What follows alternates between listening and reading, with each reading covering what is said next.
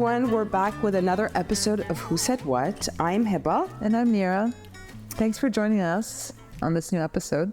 Yes, and this week, since it's a major hot topic these days, with so many people have written books, so many people are And we're at that age. We're at that age. So today we wanted to talk a little bit about perimenopause and menopause. I got a question. Why is it not premenopause? Why is it perimenopause? You know, Oh, it's a good question. I have no idea, girl. I have no idea either. But it was perimenopause. We'll look that up, actually. Actually, yeah. Yeah, I'll look it up now.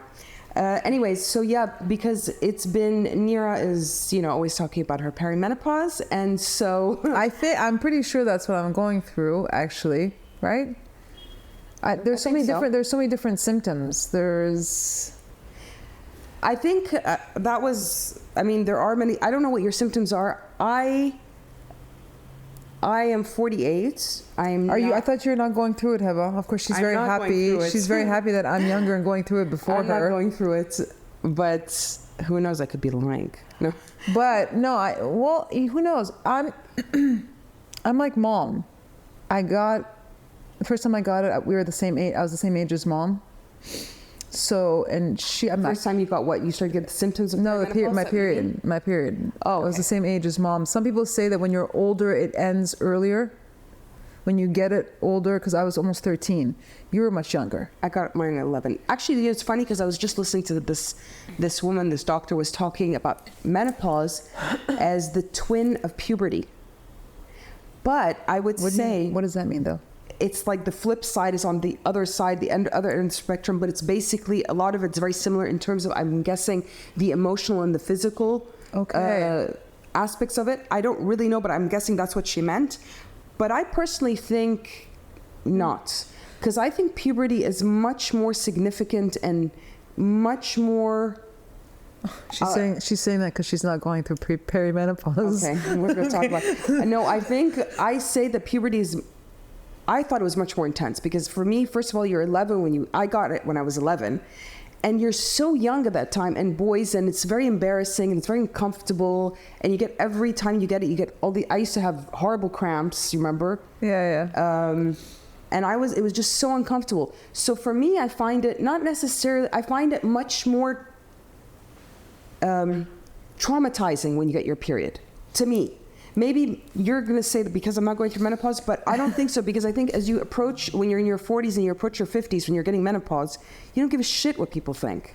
Yeah, no, but I'll tell you something. You're not uncomfortable about it. I see where you're coming from, because you're talking about it being a traumatic experience, getting your period when you're at a very young age and all of that. Getting it in general, it doesn't matter what age you are at. Actually, I was very happy when I got it because I was much older. It was the year I turned 13, so it was a few months before I turned 13, and I got it way after everybody else did.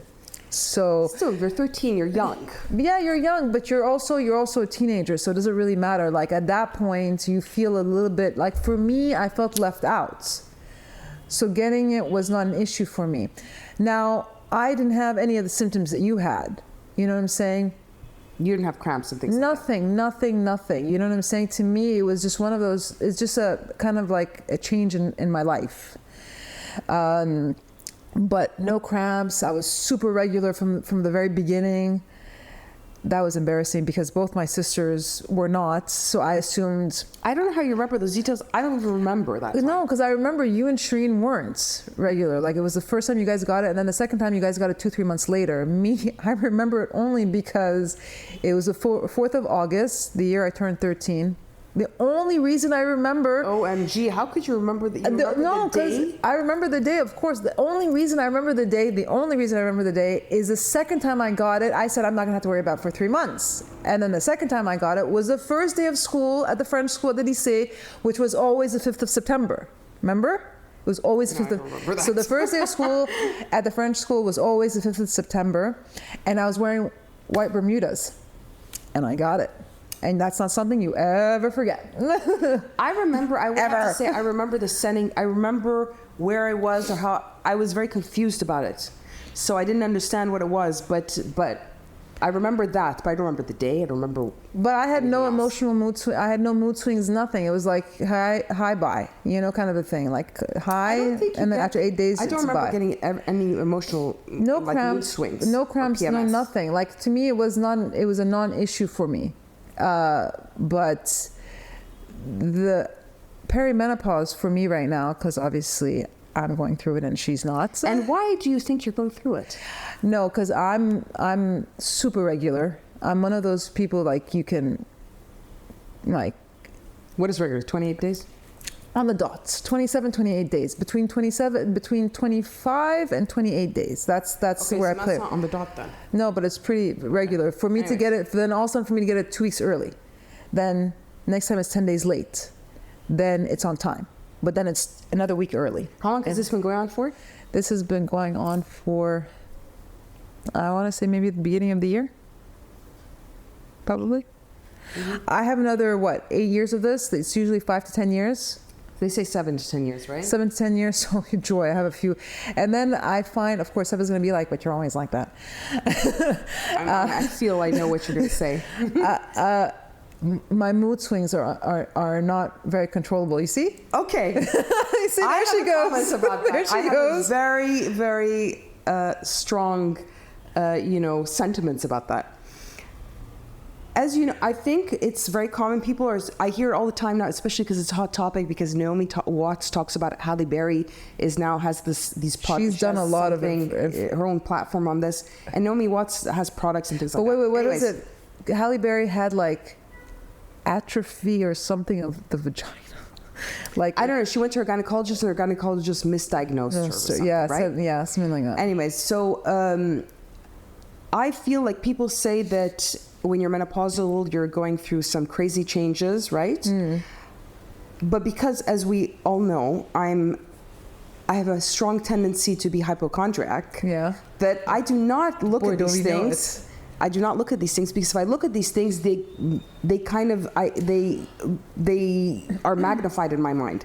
So therefore, I get those symptoms. It's like when I heard that at the age of 40 you need glasses, right? All of a sudden, I turned 40. I was like, kind of like, oh God, I can't see. I feel it's a little bit hazy. I got reading glasses. And then, my vanity kicked in, and I was like, you know what? Fuck it. I'm not getting glasses. There's no way in hell. And my eyesight adjusted right away. And Give I'm it time, 48, Heba. and I do not need glasses. Give it time. But she's The fighting same it. thing, by the way, with the menopause and the perimenopause. I don't mean to belittle other women, but I would think that it's good to know. But I feel like when you start to look at everything, it's like when you Google search, you have some kind of ailment. You Google search, you think you're dying of cancer. Yeah. Okay. The same thing I feel like with those symptoms of perimenopause and menopause. If you look it up, you're gonna be like, oh shit, but I have this. Your mood swings. You have mood swings all the time, Nira. Look, don't. You know what I mean? So I don't think it's something I don't have mood swings all the time. I get mood swings when I'm PMSing. Yeah, but there's a difference. There's a difference. I don't get mood swings when I PMS. I don't. This is different. I do. This is different. This is different. This is like there's a certain level. It's whatever you are normally like amplified. You see what I'm saying? So if I cry, it's way faster now. It's way fast. That's a disaster. That's like that. So no, because I had a friend of mine that went through early menopause. She's at 37. She stopped, but she was telling me she's like for the 2 years before it stopped, it was like depression, nonstop. Severe depression, severe. So I mean, the other thing is I think I'm by nature obviously my body is I heat up very quickly. My body's on constant cool down, and I get hot very quickly. But now I don't have hot flashes, and I hope not to get them. But now it's I'm warm all the time. In the winter, at this time of the year in October, November, I don't need the AC at all. No. I woke up this morning, I had to turn on the AC because I was hot. but I don't get like the severe hot flashes that some women get. Our mother got, or a friend of ours. Our mother didn't get very many hot flashes. It was hers was mild. Hers was. I sit with some women now, and I see they get hot flashes. Like they start to really sweat. Yeah. And I can see, and it's probably really embarrassing, and it's probably really uncomfortable. I can understand there are some things that are very. Having said that, I'm so okay with going through menopause. Like, I'm super excited. Like, I know there's so many women I know that I'm like, I'm doing hormone replacement. I'm like, you know what? I've never been on the pill. I've never taken any kind of hormones. I'm not about to start it now. I'm like, if this is the process of life that I have to go through, I'm going to go through it naturally and hope for the best. All I know is that once you go through menopause, once it's done, all the symptoms prior are completely gone. You know what I'm saying? Like it just I would everything think stops. It'd be really nice because then you're at that point. You don't have to like think like, oh, I'm gonna get my period or I'm PMSing or I'm like I don't have to worry about getting pregnant. Yes, like not that I'm doing anything, but no, I wish. Oh no, like dating and stuff like that. When I have boyfriends and stuff like that, no, that's terrifies me. Absolutely, because I will not. Terrifies you being in a relationship because you're worried about getting pregnant? No, terrifies me. No, I'm not terrified of being in a relationship out of fear of getting pregnant. I'm terrified of getting pregnant when you're in a relationship. That's what I meant. Yes, exactly. So that like I don't want it. Like I don't want it so bad, you know. So like I'm ready for if I don't have to worry about that like ever. Well, the best contraceptive is to be in a long-term relationship. You have no problems there. But anyways, I want to say something about perimenopause. Also, you know, I'll be very honest, okay? Last year, there was one time I had got my period and I'm very, very regular like you. So I got my period, I got something was happening like 2 weeks later. I texted my gynecologist. I thought that I was like something. The hypochondriac. Oh my God, yeah. I'll Google once and I'll never Google, and I'll look at two things and I'll never Google. No, because I didn't Google or anything at the time, but I remember thinking, this is so strange. What's happening? I thought that I'm getting like a hemorrhage. Like I didn't think that it was an early period, so therefore it was perimenopausal. But if I think about it, I thought at that time, and this was like a year ago maybe now. Oh, okay. Or maybe less. And I said, oh shit. And then that changes too. But that was the only time I did, and I was getting. You remember I told our older sister, asked Shireen, I said, and I was having unbelievably uncomfortable bloating for a while, and then she's like, "What? Yeah, you're perimenopausal." But can I tell you something? It's gone completely, and I'll tell you what I think it is. I had so much stress for a while, and I think that can definitely fuck with your body. I realized stress is like it's like a real killer. Like it can really kill you and screw you. Your body physically. Isn't it the number one killer? No? Stress? I wouldn't be surprised. I think it is the number one killer. I mean, people always assume it's cancer and all those things. Stress is it's cause of heart attacks. Cancer is obviously stress is that's one of the, I think it is, right? Well, the stress creates a very non-alkaline system in your body that is so it has like cancer cells thrive. But anyways, so I think stress is a huge factor in the whole thing. Like definitely about this. That's why definitely I was feeling horrible physically at one point, and now I don't, thankfully, because I have much less stress. Everything my changes. Stress has gone down by like probably 75%, or like completely. Actually, I feel I don't feel like stressed at all. But okay, well, I don't know that many people that do the hormone replacement therapy. Do you? I mean, I heard of one girl that I know, Kida, but I'm not. You know, I think she's just. I don't know why she's terrified of it. So she did the hormone replacement. This is a friend of a relative, actually. Not not for me. I don't, because I try to stay away from medication, these kind of things. I'm always more. I don't think I would do hormone replacement, but I know some women who do. I think I don't. I know. I think quite a few do. I mean, I heard over this summer actually this person was, and didn't understand why. But I think Naomi Watts was talking about how when you go through perimenopause and menopause, you feel like you're obsolete as a woman. I don't know why women would feel that way. I think a long time ago when people would, I think it makes a difference now that people talk about it, for sure, that the people like, celebrities like her talk about it and so that it's no big deal. Because a 50-year-old and a 60-year-old woman now looks completely different than what a 60 or 50-year-old woman looked like 40 years ago, 30 years ago, or even 50 years ago. You know what I mean? Yeah. I mean, we're much more modern. We have kids later, obviously. We don't retire. We're more independent. But I think all of these factors have made it a little bit different. I don't think I would feel obsolete once I have maybe I menopause. don't know. Do you? Do you feel obsolete because your purpose on Earth is to incubate? I think that's what she was saying. She's saying, like, because you feel, as a woman who is going through menopause, now you're older, so basically, and even in Hollywood, like, they value younger women, I think. But I think that's changing. It doesn't seem so much. I think a lot of women, and there's so many women now that are very vocal about it, that they start to thrive in their business at the ages of 40 and 50 and 60, and some women have, like, they wrote their first novel at the age of 70. So I don't necessarily think it's like Louise Hay. She became really big, like, in her 40s and 50s. Oh, really? So, and Ariana Huff. I don't know. Is that her name? Ariana Huffington? No. The Huffington Post. No, I have to. We need to look it up. Wait, I'll tell you. But no, I don't feel obsolete. Okay, Ariana Huffington. Apparently, she became successful in her 50s, and she's 74 now. Oh, really? No, I mean, I'm embracing the process of life. And this is the process of life. So I'm embracing it and looking forward to what's to come in my perimenopause journey. So maybe you need to start dating younger men. Well, you do date younger men. Exactly. Date younger men and tell them about menopause. Talk to them about menopause. By the way, على فكرة, educate them. No, fuck that. Are you kidding? Do you think men are more, I find men are open to these things. Are they open to it? Would you talk to them about menopause?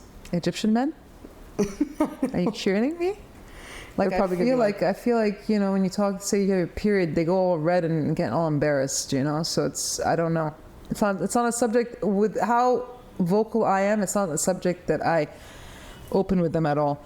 The only subject I open with most men is that if I'm dating, that I don't want to have kids, and I don't plan on having kids. That's the one thing I mention to them, because I don't want to waste my time on something that's, if they want to have kids, it's their right, and and it's normal, and they should want to have kids, and especially the younger ones. So the younger guys that I date. So I usually put it out on the table right away, not because I'm expecting a marriage proposal. I just put it on the table immediately because I don't want them to come to a point and then talk about it, and then, I feel like they wasted their time, and vice versa. So it's the only thing, like, people are like, it's too soon. I'm like, no, it is. I really don't even want to waste a day. So I put it on the table immediately, and but if you fall in love, don't you think you'd want to have kids? Nope. That ship has sailed. See you later. Well, I guess you're in perimenopause. You can get pregnant during perimenopause. Of course, you probably can, yes, right? You're so. Of course you can. But the risks of it, of what kind of pregnancy, that is also a factor, right? I mean, because as you go, the eggs become less viable and less healthy, right?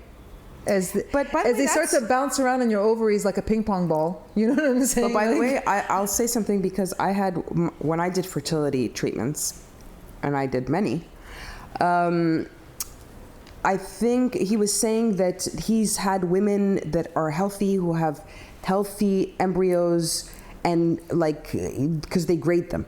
Yeah. The highest grade embryos that are supposed to take, that you would think you would get pregnant from them easily, don't. And some women who he's like 47, 48, they have the worst embryos, and really expecting them not to get pregnant, and they from one transfer of one fertilized egg, they get pregnant. But I don't think there's a rule in these kind of things. I don't think there's a rule, but you know, I mean, after what age do you have to, if you get pregnant, you have to do the amnio test to make sure that I think it's after 38 or something like that. to make sure there's nothing wrong with the child, right? Yeah. Okay. I don't want to go through that. I don't have to worry about that. Why would I want? I'm like, no. Yeah. I'm good. I'm good. It's fine with me, actually. So what are the other symptoms of menopause? So you have, obviously there's the physical and the mental. No, so I don't know what else the symptoms. I kind of Googled the symptoms when I felt that I'm going through it, and then So which ones did you see? And which ones did you relate to? Unlike most people, I Google for 5 minutes, and then when I start to see things I don't want to see, I just Switch off. What did I hear? But I saw the mood swings, the irregularity, and hot flashes, and I think that's about it. And I really didn't care about looking into the other details. Anyway, and I think, doesn't it affect your hair? Would that really upset me? No, my dryness, it affects everything. That's why it affects your skin, it affects your hair. More white hair. And obviously, I think, what was the other thing that's why is it ages you, doesn't it? Because your joints are also less lubricated, right? Well, there's something about it. Your body stops producing the hormone that's key in keeping your skin healthy. What else? Vitamins that your body needs. So it's estrogen, but estrogen has a lot of benefits, doesn't it? There's a lot of benefits to the estrogen. Well, your definitely, body they say produces. the longer you have your period, it keeps you younger. I don't really know why. I don't know, is it because it keeps you younger because as a woman you feel younger because you still get your period? Or is it biological, keeps you younger, like physically? I don't know. Weird. I'm not sure. But I don't know. Aren't you looking it up? I'm looking it up. It says after menopause, your skin might feel thinner, drier, and more prone to wrinkles, sagging, and irritation. Why? I do not know. Doesn't say why? Nope, it does not. Oh, well. So. Because your hormone levels plummet. Exactly. So your skin becomes drier and slacks and it becomes thinner. So it has to do with the hormone levels, basically. Yeah. Okay, that's why people do the hormone replacement. It's one of the reasons. Yeah, obviously. It's one of the reasons. So it just keeps you Younger, and yeah, exactly. Yeah. But I think people who do hormone replacement therapy actually feel the symptoms less of menopause. It prepares them for when it actually transitions much smoother, I It's guess. transition. That's okay. But I guess, like we said, like there's some people that feel the effects much less than others. Yeah. I hope I'm like Mom. Feel it less.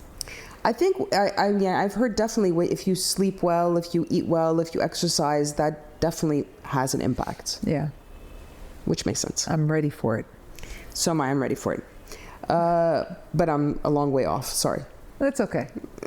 I've lowered my stress levels and I don't Google it. So I feel like... I don't Google it. So anytime I go through these crazy mood swings, it's PMS. So there you go. But yeah, so... I'm looking forward to it and embracing it with open arms. Yeah, because I think a lot of now older women are looking amazing. They're embracing getting older. I think it's liberating to not have your period anymore. Right? So nice. That'd be so I can nice. imagine. So that every month you don't have it, you don't need it. Oh, it's great. I really can't wait, actually. Yeah.